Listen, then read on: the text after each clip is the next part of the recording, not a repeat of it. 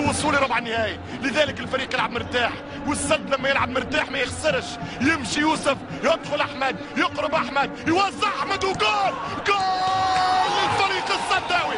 الهدف الاول القطري عن طريق مجدي صديق، عن طريق لاعب قادم من الوسط. ارفع يدك، عنون اللسان، اشر للعنان، يطلق الكلام بلغة الاقدام في حوار السد والنصر. الزعيم 1-0، عيال الذيب يتقدمون 1-0 من مجدي الصديق. في وقت كنت نحكي، في وقت كنت مبرر، في وقت كنت نستنتج، في وقت كنت أؤشر لهدف قريب. شوف الخطأ الفظيع، شوف الهفوة الدفاعية. مش ممكن يا صديق. اضرب المرة الأولى ولا واحد صدق، اضرب المرة الثانية ولا واحد موجود. والنتيجة في وجود جديد بتواجد الفريق الزعيم للنادي القطري السداوية 1-0 هنا على العالمي.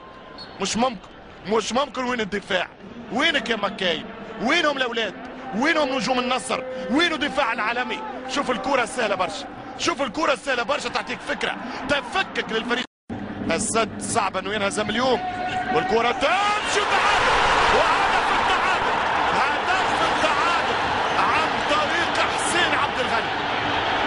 هنا الكلام اللي يتقال انه اللقاء هذا يمشي لفوز ولتعادل، والتعادل ياتي بكرة صاروخية من حسين عبد الغني. اللي قلناه في بداية الشوط الثاني اللي السد رجع برشا للوراء وانه سيتعادل النصر.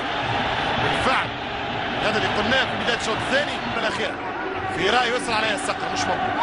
في رأي هذه الكرة يسرى عليها الصقر، ممكن حجبت امام الرؤية، ممكن تغيرت وجهة الكرة، لكن التمركز نتاع الحارس من الاول على الكرة كان متاخر. شوف عامل خطوة زايدة الناقصة، هنا مشى الكرة ما راهاش، الكرة شكله ما راهاش، خرج للكرة متاخر على قذيفة حسين عبد الغني.